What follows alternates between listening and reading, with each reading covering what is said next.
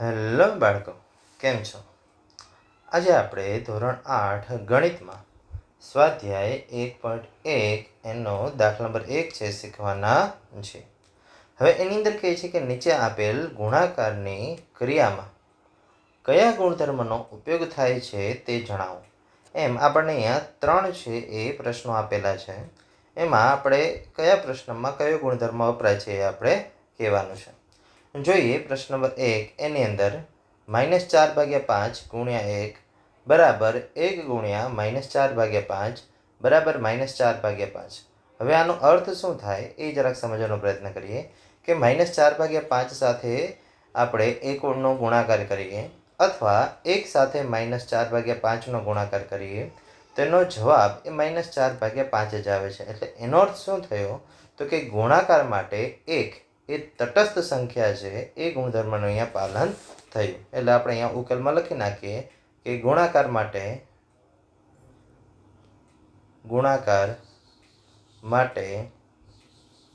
1 એ તટસ્થ સંખ્યા છે. એટલે અહીંયા આ ગુણધર્મનું પાલન છે એ થાય છે. ચલો હવે બીજા પ્રશ્નમાં જોઈએ કે -13/17 ગુણ્યા -2/7 બરાબર -2/7 ગુણ્યા -13/17. હવે અહીંયા એવું કહે છે કે -13/17 એનો આપણે -2/7 સાથે ગુણાકાર કરીએ અથવા -2/7 સાથે -13/17નો ગુણાકાર કરીએ. બંનેના જવાબ એક સરખા છે મળે છે એવું આપણને અહીંયા કહે છે. તો ચલો હવે અહીંયા બંનેના જવાબ એક સરખા ક્યારે મળે તો કે અહીંયા ક્રમના જે ગુણધર્મ છે એનું પાલન થાય છે કે ભાઈ ગુણાકારની અંદર ગમે તે ક્રમમાં આપણે ગુણાકાર છે કરી શકીએ છીએ. એટલે ગુણાકારમાં ક્રમના ગુણધર્મનું પાલન થાય છે એ અહીંયા સૂચવે છે કે ગુણાકાર માટે ક્રમના ગુણધર્મનું પાલન થાય છે. ગુણધર્મનું પાલન થાય છે.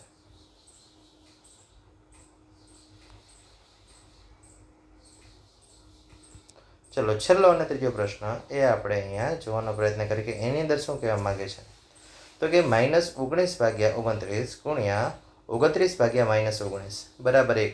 અહીંયા તમે ધ્યાનથી જોતો જે અંશ હતો એ બાજુમાં છેદ થઈ ગયો છે. -19 અહીંયા અંશમાં હતા જ્યારે અહીંયા છેદમાં આવી ગયા છે. સેમ રીતે 29 અહીંયા છેદમાં હતો તો એ ગુણાકારમાં અંશમાં જતા રહ્યા છે.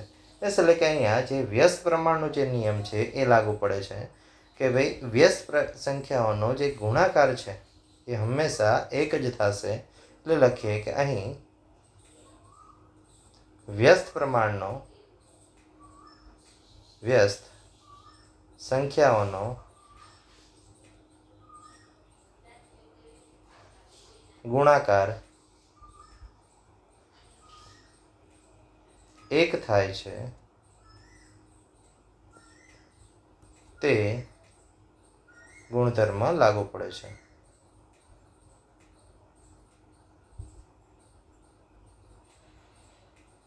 અથવા તો આપણે આને વ્યસ્ત પ્રમાણનો ગુણધર્મ લાગુ પડે છે એવું પણ આપણે કહી શકીએ. એટલે અહીંયા પહેલો દાખલો છે એ પૂરો થાય છે.